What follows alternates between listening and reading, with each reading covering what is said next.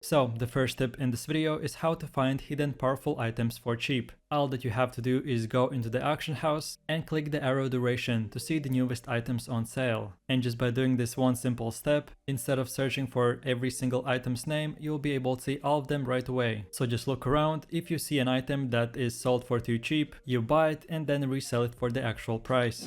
Then moving over to the second tip, which is on how to skip mobs in any dungeon. So what I like to do is go into the solo dungeons, and instead of killing the first mob I see right away, I either way run past him to the second or the third mob group, or I just buy a invisibility potion. The best thing about skipping mobs is that by not killing the first mob groups, you don't lose that much of a fame. And if the PvP players go into the dungeon and they see that the mobs aren't killed, they will most likely think that this dungeon is empty and there's no player. Then the next tip is which is the best place to find any builds you want. So all you do is go into the albiononline.com/character builder, and this is the best place to find any build you want. So for example, you want a 1v1 build for dungeons, so you simply type a weapon's name or just in general look around and you'll be able to find all the abilities, passives, what are the best gear pieces and much more. Then moving over to the next step, which is what is Tome of Insights and how to use them. If you did not know, there are such an item called the Tomes of Insights, and basically what they do is when you click them, you will get rewarded with fame. So for example, if you are a PvE player and only like to gather and make money, instead of doing 50-50, so going fame farming and PvPing, you can only do fame farming, or you can only go PvPing, and after you make that money, you can buy these Tomes of Insights and exchange them for fame. AKA fame, if you did not know, is experience, so you can simply level up your weapons just by spending money instead of grinding hundreds of hours. Then the fifth tip is why you shouldn't buy an island. As well a beginner, the only thing that personal islands do in cities is that you have a place to store your gear, but as a beginner, or at least the first month in the game, you won't be putting any farms, you won't have that many items, and the normal chests, aka the personal vaults, will be definitely enough storage to put anything you want. Then the sixth tip is that every single city has different bonuses. So for example, you're a wood gatherer, you will definitely want to go in one city. If you are a hides gatherer and want to craft things, you will definitely want to go in again in a different city. Have you checked them is go into the minimap and here click the little arrow thing and you can see all the bonuses for crafting you get in each city. Then the next one is how to check any player stats, build and etc. It's a super simple step. All you have to do is select them by clicking the arrow on them and then pressing Y on your keyboard. And here in just 1 second we can see any player's build, what they are running, what gear piece and more information about them. Then the 8th tip on this list is how to level up crafting faster. A super simple and easy step to do is keep on crafting the same item. So for example, I like to craft bows, so I just keep on crafting the 1 normal tier bows, but instead of selling them and making money from them and then again buying from the same money, the same materials to craft even more, you can just simply study them into the same crafting station and get rewarded with fame even more. Then the 9th tip is how to highlight only specific shops. There is one simple feature that I really like is whenever you open your minimap, which is N, you can click on any shop and it will highlight it. So for example, you're looking to craft a potion, click on the potion shops and you'll be able to see all of them highlighted. Then just select the one which has the lowest fees and go there. Then the 10th tip is what is food and why you should always use it. No matter what tier you have, you always should have food on you. The food is super cheap, even if you use tier 5 you don't have to use the highest tier, but what food does is every 30 minutes it gives you bonuses. So for example, you're gathering and you want to have extra carry capacity, you just eat pie and for 30 minutes you'll be able to carry more. If you're a PvP player and you want extra strength, use a stew and you will get extra added damage. Especially you don't have to use the highest tier, so always have it. So a lot of times people ask, how do I see the advanced Killboard? All you have to do is go into albiononline.com/killboard and here you'll be able to see every single kill or death that happens in the game. A lot of times people like to fight 100 versus 100 fights and then they like to see who team won or who lost. So just simply going into this website, you'll be able to access all the information. How much fame did they get, what they were carrying and stuff like that.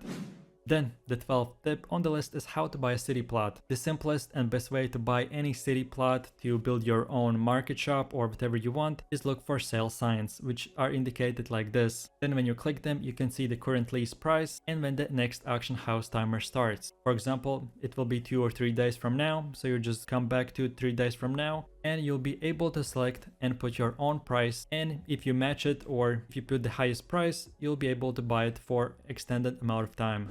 Then super important tip in the game which a lot of players don't know is that banks and marketplaces are not connected. So every single city has its own marketplace and auction house. If you sell, for example, in Martlock, other players in Caerleon will not be able to buy it or see it. So this is a really good way to make money. You buy where it's cheaper and sell where it's more expensive.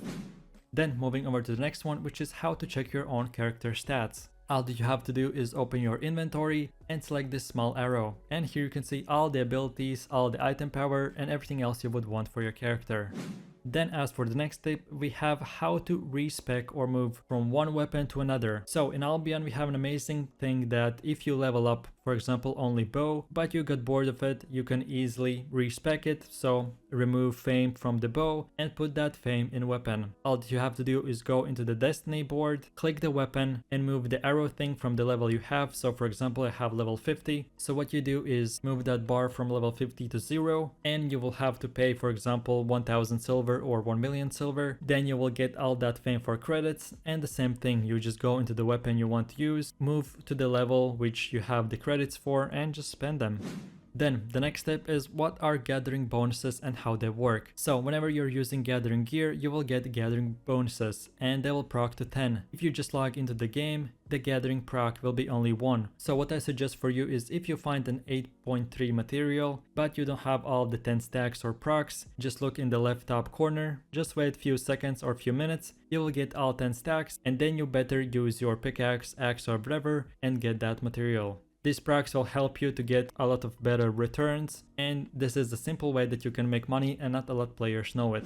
So let's see, what is the best way to move around the cities and locations? In my opinion, the best way to move around the cities is to use underground tunnels. Most of the time, new players, old players always use normal locations and are on the map itself. But there is a thing that from cities you can go into the underground tunnels, especially from Caerleon. There are 4 directions which you can go. A lot of times gankers only look for zones or camp one specific spot, but underground tunnels you can easily use them. So go underneath Caerleon, move just anywhere you want. So instead of moving one location, you will move to right away on any direction you want. Underground tunnels are the best thing, and it's almost 99% of the time that there are no flag players whatsoever. Then as for the 18th tip is not to forget about taxes. Yes, we have to pay taxes, especially in Albion as well. If you are not a premium player, definitely the taxes will be even higher for you. But whenever you're selling or flipping items for cheap and selling for expensive, always don't forget about taxes. You have to pay them when selling an item. So buying one item for 10 silver and selling for 12 silver will definitely not be worth it because the tax will be 2-3 silver, so you will make no profit whatsoever. Then the 19th tip is how to find the best guilds. What I like to do is go into the season rankings for guilds, just select or see the top 50. Another great way is to go into the Albion Online forums and see if there are any good guilds recruiting. Most of the time on the guilds itself there will be Discord invites or anything like that, so just see which guild you would like, which you meet the requirements for, so if you have enough PvP fame or PvE fame, and then move from there. If you're a new player, look for smaller guilds and then progress your way up. Then for the next step we have what are Albion settings and how to adjust them. A lot of games may lag or seem very weird with super high settings, but Albion is definitely not one of them. I personally run 200 FPS without no problem whatsoever with about 5% CPU usage. So the only thing I would adjust from the normal default settings is either way put everything on high or epic if you can, or if your PC can handle it. But the only thing that you would not want is don't check the VSync option. It will definitely not be worth it. When I had check VSync on, I had a bunch of sync problems and the game felt kind of weird, so just don't click the check VSync and everything else just leave it on normal. Then the 21st tip is that you can actually move chat, and just by clicking here we can easily move it to anywhere you want. You can make it bigger, smaller, you can log it in one place, remove things, add things, so put it in the best place you want. You can make it super small or super big, so feel free to remove tabs or add them to your own preference. So for example, if you don't like the recruitment tab or you want to add an extra one, you can easily do all of that in this chat settings. Then the next tip is you can check your FPS and ping by just going into the chat tapping /FPS and /ping. Then you can see in the top right corner and do the same thing if you want to remove them.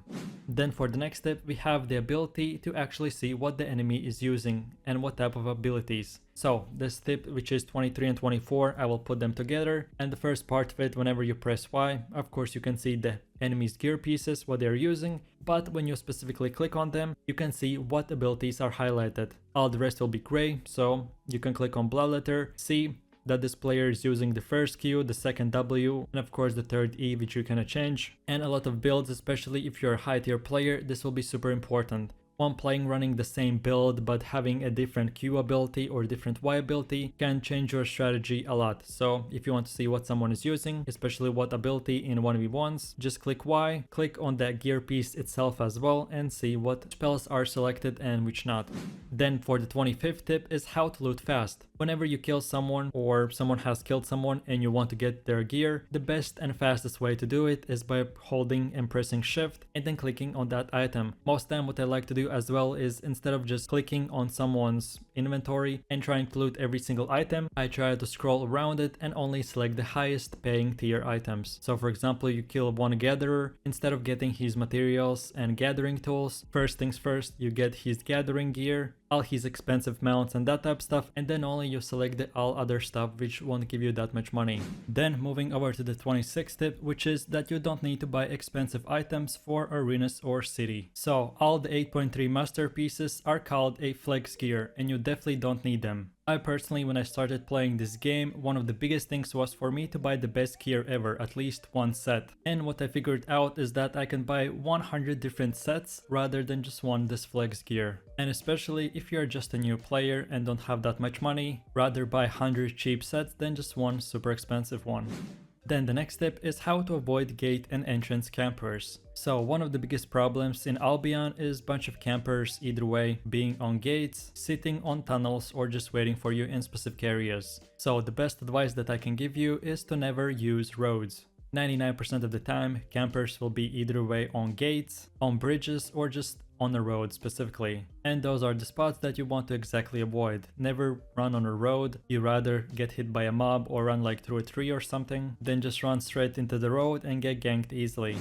Then the 28th tip is why you should always have a tier 4 nature staff. So one of the biggest things in Albion is that you can use every single weapon if you just level it up to tier 4. And one of the best things to have is at least one nature staff to tier 4. What I usually like to do is when I go ganking or just open world PvP or fame farming, I bring a tier 4 nature staff. Maybe your group gets ganked and your healer dies, or maybe you have a 1v1, or maybe, I don't know, you get ganked by 3 or 4 people. If you just have a tier 4 nature staff sitting in your inventory, you can easily equip it and either way become your group's healer and save them, or just save yourself, because it's so much harder to kill a one healer rather than just a normal PvP player.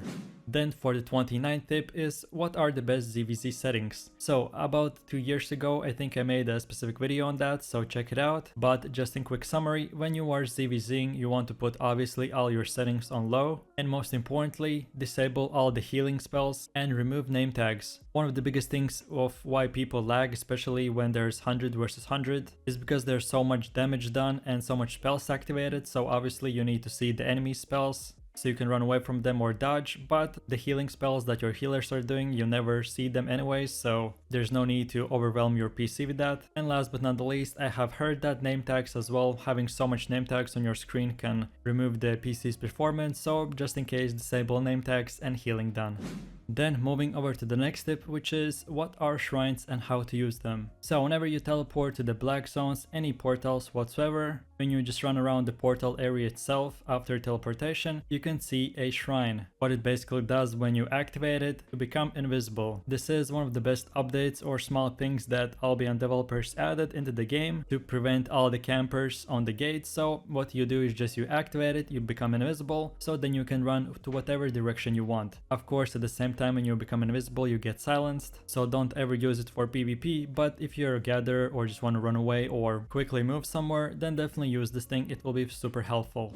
Then moving over to the next one, which is the best average mount for low or high end players. One of the biggest or best mounts I have seen is Swift Club. It's super cheap, about 100k silver. It is super fast, basically almost better than a Direwolf, which costs 5 times more. this is the best mount for all around players. If you're a gatherer, ganker, PvP player, PvE player, no matter what. And the second thing best about it is that almost everyone is now using the Swift Gloves, so if you're using a mount that has the same speed as the gankers, they will never be able to catch you, unless you make a mistake. So by just spending this 100k silver, you will get on average everything the best, so the best speed, the best weight capacity, the best health, all around just 100k silver. So then for my all degenerate gamblers, here are two ways how you can gamble in Albion. The first way is that you can buy runes, low or high tier no matter what, and just craft them in Artifact Foundry. And what it does, basically you can buy for example 50 runes, then you put them in the foundry and there's a chance that you can get either way a super low tier or high tier artifact. And each of them could cost about 10,000 silver or even up to 1 million. And then the second one, which is the least most profitable but the most rewarding, which is re-rolling items quality. Like I just mentioned, it's super risky and almost 99% of the time not profitable, but if you want super high risk and super high reward, then if you have a 8.3, I don't know, normal item or a gear, you just put it into the repair station, try to re-roll it, and maybe you will get lucky and get a masterpiece. Then moving over to the next one, which is how item stacking works. So it's super simple. If you have the same quality, same durability item or gear piece, it will stack. But as soon as, for example, we have two nature staffs, both of them the same quality, but one has, for example, 90% durability and the other one has 60%, they won't be able to stack. And you can simply, on the bottom right corner of each item, you can see number 1, number 2 or 3. That means how many items are stacked in that one item. So here you can see two different items, we can put them together and now they are two stacked in one. This is a super straight thing to know, but maybe you didn't, so here it is. Then the next one is how you can move around the game by just using Minimap. So one of the biggest things I learned early on is to use always Minimap. Whenever you take it any location in the game, you can see that there are so many things that you can run into. There are canyons, there are places that are most likely to be camped by PvP players, and just all around, if you get hit by a mob, it right away slows you down, which will make you an easier target for other players. So the way I do it is whenever I'm using a mount, I always keep on opening my minimap. If I'm, for example, going on a road, then yeah, sure, I don't need it. But as soon as I'm not aware of the minimap's layout, or there are a lot of like barriers or a lot of paths, right away I open my minimap and just keep on running while minimap is open. It is one of the best ways for escaping and moving just through the maps. It will be a lot quicker, you won't ever get stuck in one place, and you will move around the map as well faster. Then the 35th tip is how to use your character wardrobe. So if you didn't know, in the game there are a bunch of skins which you can buy or just achieve and get and equip them. For example, here you can see my character which is full skeleton, and if you did not know, this gear almost cost me only like 100k, and you can do the same thing for yourself and get it as well. So just go to your character icon, or basically like the avatar, click here, and now you'll be able to see a whole wardrobe that you can buy. So at the same thing, we'll be talking about 36th and 37th tip, which is how to buy wardrobe and how to equip mount skins. All of these things you can either way achieve by yourself by killing mobs and getting rare drops, or the most likely way is to either way change silver for gold and then buying with gold, because there are some skins that you can buy with gold and other ones you can only buy in auction house. So just get their names, type that name in auction house, and maybe you'll be able to buy it for cheap. So just look around, see which skin you want, click on it, and it will tell you if you need to spend gold or just get like the activator item and then get the skin that way. And of course the same thing works with mounts. Just click on a different tab and here you can see all the mount skins. Maybe you're wondering, you just bought a normal mount but other players have the same exact mount but they have different skins. Well, here's the way that they did it. What they simply did is just buy the skin activator, they activated it on their account, and that's it, they have the skin. Then one of the biggest tips, which is the 38th, which is what to do when the game is down. So every single day, or basically every single 24 hours, the game is down for at least an hour or 30 minutes. And the biggest thing that I always do if I play at that time zone is I go into the second server, which is the test server, and I try out builds, do 1v1s with other players, and etc. Albion developers made the second server so you can test out things. Sometimes they even update it before the actual real server. So if you're new to the game, you never want to leave it even when it's the daily maintenance. So just go to the second server and have fun.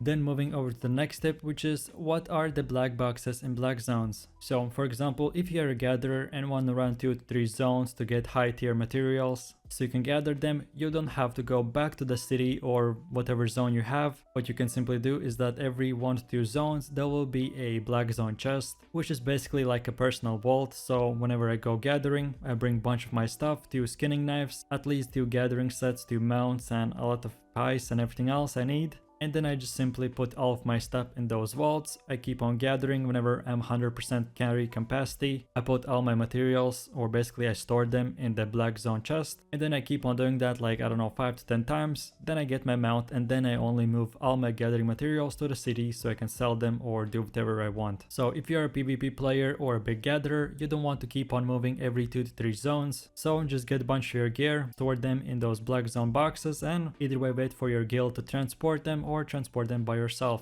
Then the 14th tip is how to navigate the world of Albion. So one of the biggest things that we have is the big world map, which you by pressing M can open it, and then you can keep on moving your mouse cursor to whatever zone you want to go. A quick tip is that in the middle you can see the red button, you just can press it, reset camera, which will right away put your character or put your basically like the field of view right away back to the zone you are. And the same thing you can do in the top right corner in the search bar. So maybe your friend is 20 zones away, you have no idea where, he's super hard to explain. All you need to know is the location's name, you type it in, and the field of view will right away put you in that map's name location. It's super neat to know, and well, here it is. Then moving over to the 41st tip, which is you can change the ability bar from the middle to the right side. And how you do it is you just go to the game settings, click interface and position of the spell bar, you click it, and instead of the bottom select have the spells on the right. This is a super simple and fast tip, so check it out, and maybe you will prefer your spells on the other side. Then moving over to the next step, which is that you can send an in-game email to any player in the game. So for example, you don't know how to reach a player, and all that you know is his in-game name. So what you can do is go to your mailbox, select the second tab, which is compose mail, and then simply select to send the message to a player, write his nickname and anything you want. This is a very quick and fast way to send messages to your friends, maybe enemies, maybe try to trash talk them or troll them, and it will work no matter what. If player is offline or online, they will always see it. So yeah, maybe you thought that you only use mailboxes for notifications from the auction house, but here's another way which you can use it as well. Then moving over to the next tip, which is how premium rewards work in Albion. So like all of us know, we can get learning points every single day if we have premium, and bunch of different like percentage yields, ability to buy an island, farming yield for animals, reduced market tax, and much more. And there's another way to make money from your premium for the next month, or just to make some money back from your spent premium. So all to do is click on the top right corner, and your adventure challenge will open. Basically, in a simple summary, every single day if you log into the game and play for an hour or two, you are able to learn points, which then you can exchange for chests, which in the chest will be a bunch of valuables. And every single day as well you will get extra learning points, and every single week a new chest will become available for you. And at the end of the month, or if you achieve 600k points, you'll be able to get this month's special, which this time is a horse with a avatar's ring. And of course, if you for example don't sell that horse for a year or two, you'll be able to make millions of silver, as a bunch of these horses or mounts are only available for premium players. So yeah, if you want to make your money back and get some points, then this is another way that you can use your premium. And the next step will be very similar to the previous one, is why you should always log into the game at least every 24 hours. So, like I mentioned a little bit at the start, if you log into the game and even play like for half an hour, you will get learning points. And the best thing about them is that you don't even have to have premium. So just simply log into the game, play 2 or 3 arenas, or just go outside into the black zone or wherever, gather, get some points, and you will get learning points, which then you can collect and exchange them in the Destiny board. Either way to level up your gathering, PvP fame, or anything you want. A lot of games make players to come back every 24 hours for their player base to be healthy. So yeah, if you have that possibility to log in every single day in Albion and play for a bit, then for sure use it and get these free rewards. Then moving over to the 45th tip is to never use and destroy any item. So bunch of times when you fame farm or gather, you will get bunch of materials or just bunch of items, which you pick off the ground from the dead players or whatever. And what players do, they are OCD and want to have their inventory super clean, so they just simply destroy the item and that's it. But if you're a new player and every silver is important to you, what I recommend, because you have a lot of vacant capacity and the inventory space is pretty big in Albion, so just take all the items that you can get and simply when you go to the city, sell everything in auction house. You even for sure don't have to spend even more time for seeing the best prices, just simply go to the auction house and sell it for the quickest amount of silver. This is a super simple tip, but it will help out a lot, especially for the long term. Then moving over to the next one, which is I will explain the difference between different capes and how they work. So if you're an old player and haven't played Albion for a long time, it used to be only one single type of cape, which you would get some bit of energy, but now there are a bunch of them, and every single one will give you different passives. So for example, every single gear item or even a weapon has a passive, and now capes have too. So not only you will get added energy, but as well a passive which will activate every minute or two depending on the cape. So for example, on me I use the demon cape for my frost build, and every single time I use my weapons E ability, it will activate and I will get 50% attack speed. Of course it has 1 minute and 40-second cooldown, but it's super good, super valuable, and for sure if you're a new player, don't care about it, just take the normal cape, it will be super cheap. But if you're interested in ganking and PvP, then definitely look into different capes. Then the 47 tip is how do you decide which mount is the best for the job. So for example, if you're transporting, you want to look for an ox. If you are a PvP player, you want to look for armored horse or super fast mount. So there are two things or two factors that I decide between. It is the mount's health/speed and its price. What I usually like to do is look between a mount's price, which is 50 to 100k silver, and usually the best mount for it is a Swift Claw. And if I'm transporting, I usually go for tier 4 or tier 5 ox, and the price usually fluctuates between 20 to 50k silver. To be honest, I only would recommend to use an ox for a city, so if you're a crafter, you want a lot of materials, then use the ox and move around the city and different crafting stations. But if you want to transport, then the best thing would be to use the normal PvP or ganking gatherer's gear set and the same mount. So yeah, you'll have to move a lot of times more to be able to transport all of your stuff from one city or from one location to another, but it will be 20 times safer and 20 times faster. So in a quick summary, never use an ox, only in a city, and the best mount for the average price is a Swift Claw for sure. Okay, so then one of the last tips is how can you fast travel to any city without a gear. The best thing I like to do is get naked, of course only in Albion, and then travel between different cities and look for different prices. So you just simply go into the city, click the fast travel guide, and you can teleport to any city you want. Then for example, look for a Martlock cape, teleport between different cities and compare the prices. When you decide on which item you want to sell or buy, then go back to your city which you have all the items and materials, and then just do whatever you wanted to do. This fast traveling naked and to friends islands is super nice and fast way to do it, and of course if you don't have any gear or any items on you, it will be for free. So basically you can travel to any other side of the world in Albion for completely free and unlimited times.